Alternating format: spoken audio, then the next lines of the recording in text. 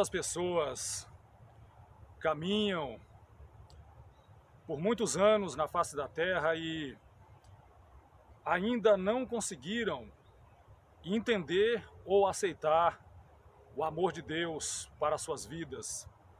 Quantas pessoas que mesmo dentro da casa do Senhor ainda não conseguem entender que o amor de Deus excede todo o pensamento e que nós podemos viver esse amor porque nós temos evidências claras da parte de Deus, do seu amor para conosco.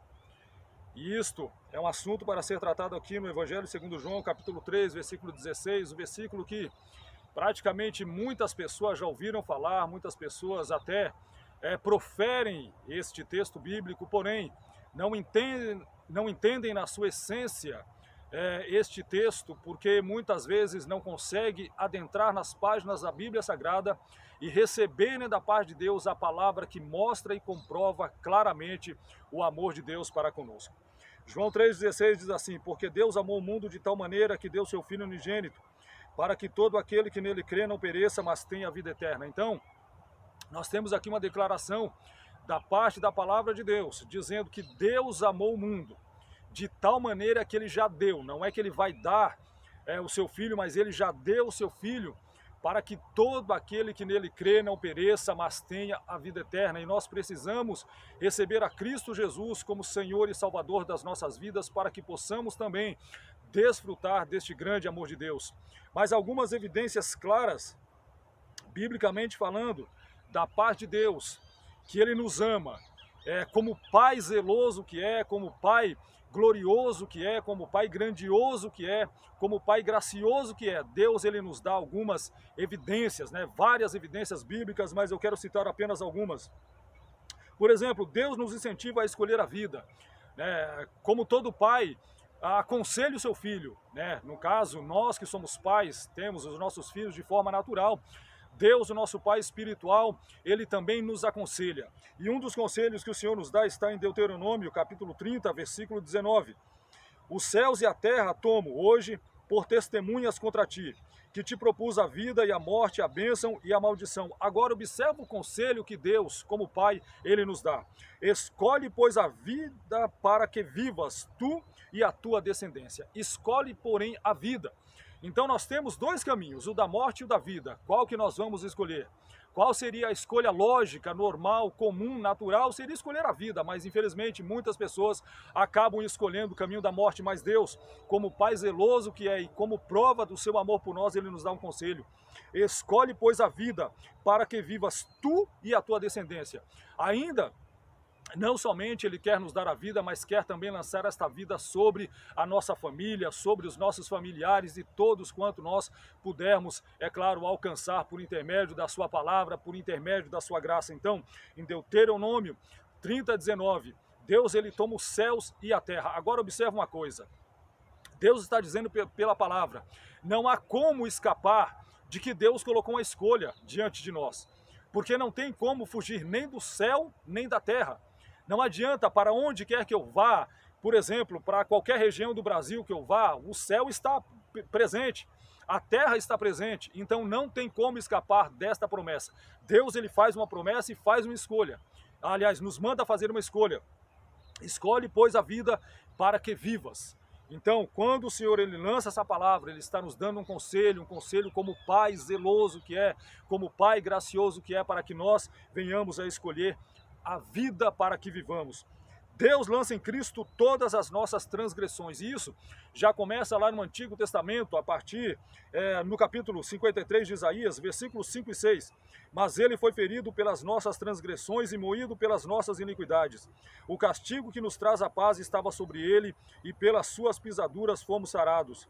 Todos nós andamos desgarrados como ovelhas, cada um se desviava pelo seu caminho, mas o Senhor fez cair sobre ele a iniquidade de nós todos. Então, desde o Antigo Testamento, Deus já está nos dando a prova do seu amor, que está mostrando que sobre uma pessoa específica, no caso, essa pessoa Jesus Cristo, Isaías está falando aqui sobre a pessoa bendita de Cristo, e ele está dizendo que vai ser lançadas as nossas transgressões, os nossos pecados em Cristo Jesus, lá na cruz do Calvário. Então isto é mais uma das provas grandiosas do amor de Deus para com as nossas vidas.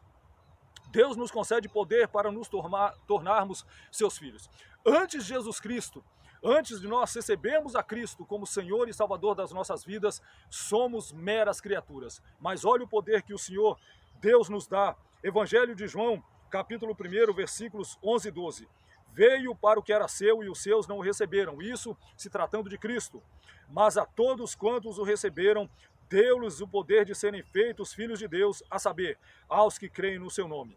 Então há uma promessa da parte de Deus que todos aqueles que creem no nome de Jesus Cristo venham receber poder da parte de Deus para se tornarem filhos de Deus, filhos do Altíssimo. Antes de Cristo, meras criaturas, com Cristo, em Cristo e por Cristo, filhos de Deus. É este o poder que Deus ele nos concede, e esta é uma das grandes provas da parte de Deus para com as nossas vidas, para com a tua vida, que nós venhamos a nos tornarmos filhos dele mediante o poder que ele nos concede, e este poder reside tão somente e apenas em Cristo Jesus, o nosso Senhor.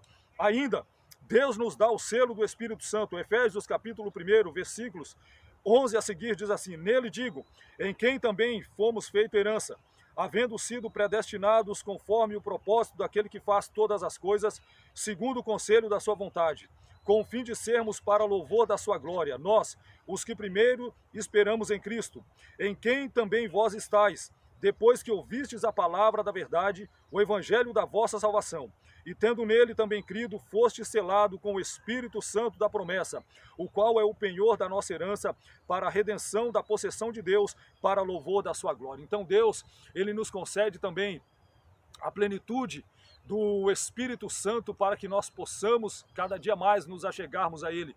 E este selo é somente o penhor, é somente um quinhão, uma das partes que Deus ele nos concede pelo seu infinito amor, é claro, visando a vida eterna para todos os seguidores de Cristo, para todos aqueles que andarem na palavra de Deus, conforme o texto mesmo diz que nós recebemos a palavra da verdade, recebemos o penhor do Espírito, recebemos o selo do Espírito, nós temos o selo de Deus mediante o Espírito Santo nas nossas vidas, e é este selo que vai naquele grande dia nos garantir a entrada nas portas eternas, na vida eterna com Deus em Cristo. Também Deus nos deu vida quando estávamos mortos. Uma das coisas que nós precisamos entender é que sem Jesus as pessoas elas continuam mortas em seus delitos, em suas ofensas, em seus pecados. Mas Deus, ele pelo seu infinito amor, ele nos concede vida mesmo quando estávamos mortos. Efésios capítulo 2, versículos 4, 5 e 6. Todavia Deus, que é rico em misericórdia, pelo grande amor com que nos amou, deu-nos vida juntamente com Cristo, quando ainda estávamos mortos em transgressões, pela graça vocês são salvos.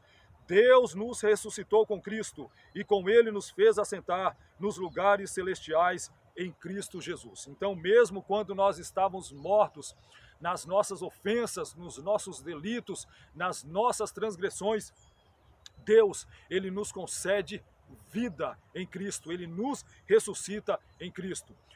Quando Paulo escreve a sua carta aos irmãos de Roma, Romanos 6, 23, ele diz que o salário do pecado é a morte, mas o dom gratuito de Deus é a vida eterna pelo nosso Senhor Jesus Cristo. Então, quando as pessoas elas decidem andar longe de Cristo, elas continuam mortas nas suas ofensas, nos seus delitos e nos seus pecados. Mas quando elas decidem receber a Cristo Jesus como Senhor e Salvador das suas vidas, então elas recebem esta vida que somente está na pessoa bendita de Deus, na pessoa do Senhor Jesus Cristo. E o Senhor, ele nos dá justamente esta vida.